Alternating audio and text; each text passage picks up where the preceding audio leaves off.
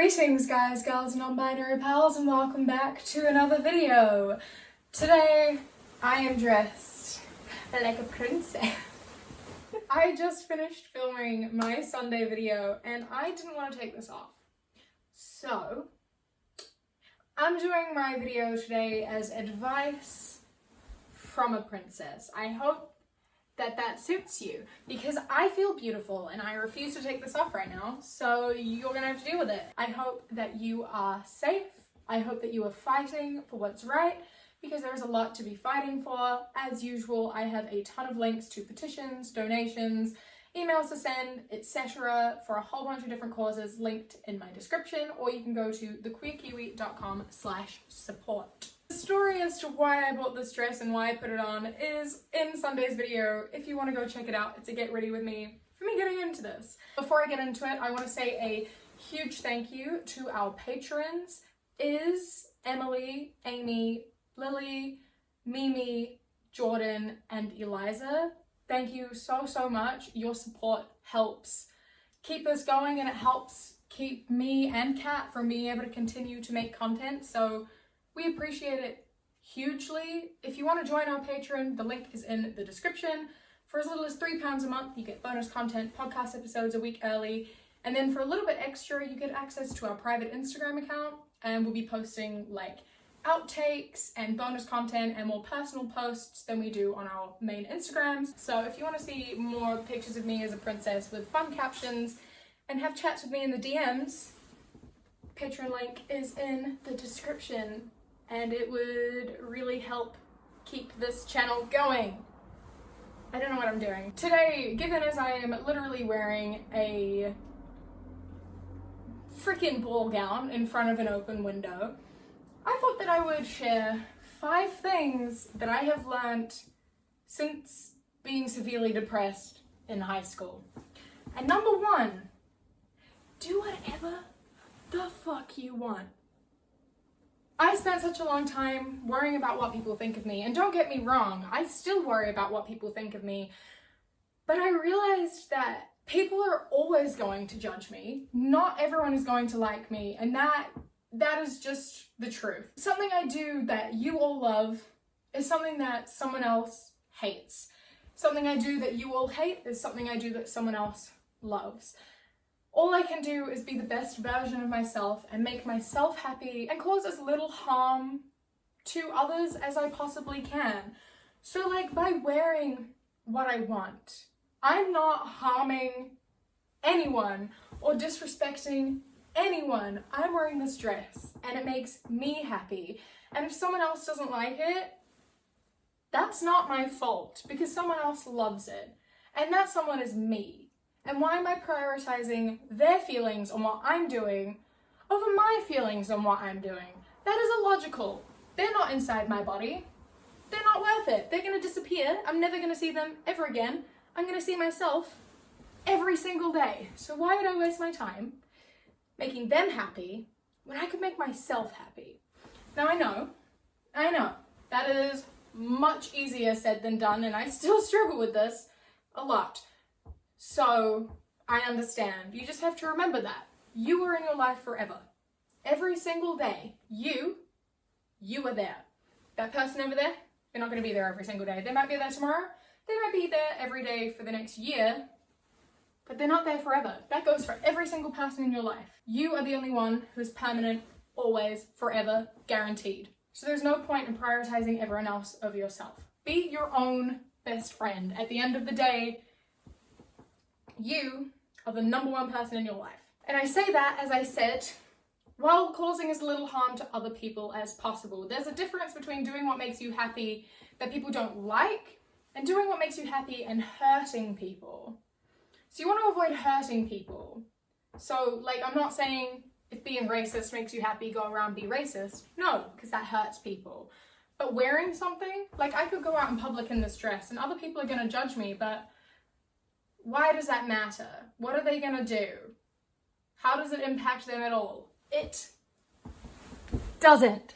It doesn't. And that is why me and Kat are currently saving for me to come visit her in Prague, and we're going to dress up in dresses like this and go through the streets of Prague, because people are gonna look, people are gonna stare, people are gonna have thoughts, but a lot of them are gonna admire us. There are gonna be some people who think we're absolutely out of our minds, which we are, but it doesn't impact them. They see us and they can either be like, why? I hate it. Or they can be like, oh my God, I love it. Or they can have no thoughts at all. But why does it matter?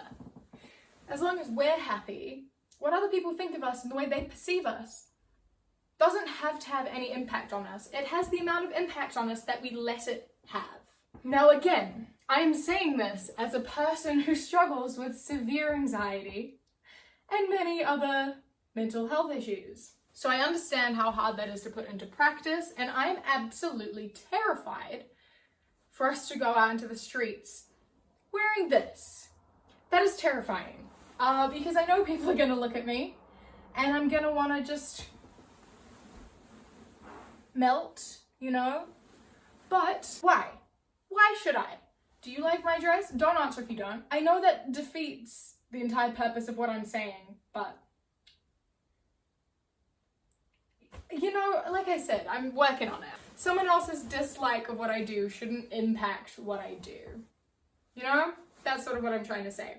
Not everyone is gonna like you. Not everyone's gonna agree with what you do. And if you spend your whole life trying to please everyone, you're only gonna please a few people anyway, and one of those people isn't going to be yourself. And once I started realizing that I am my own person, I started finding more people in my life that love me for me and who are true friends, and that's how I got the confidence to start doing this and to start trying to help other people and create content. And I found so many people who relate to me and who look up to me. And I get a lot of people asking me how I gained confidence and how I got to this point. I'm not trying to change myself for someone else.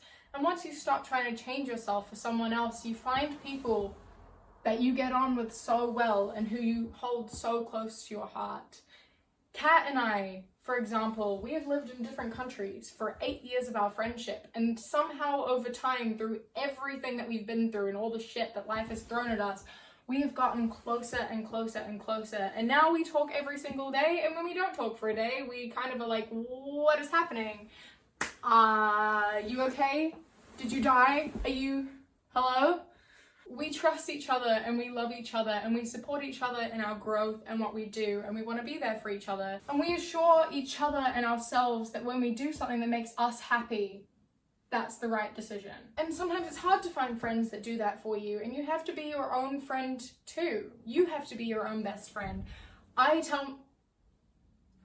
don't have boobs, but you have to be your own best friend. You have to tell yourself that that's the right decision, that you have to love yourself and treat yourself how you treat your best friend, because you should be your best friend, because you're there forever.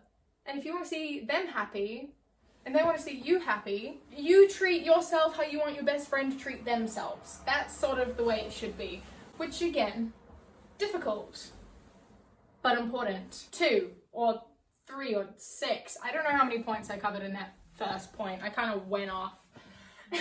You do not owe anyone anything, period. Whether that be the way you look, the way you dress, the way you act, what you do, the job you have, whatever. You don't owe anyone anything. The only person you owe anything to is yourself. And the only thing you owe yourself is compassion and love.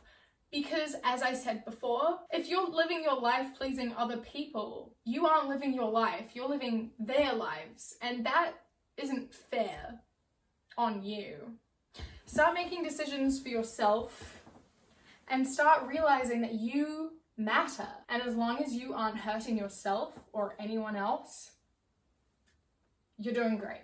And if hurting someone else includes doing something that they don't like, that's not hurting someone else. It comes down to being selfish versus being selfless. A lot of what you think is selfish is not actually selfish.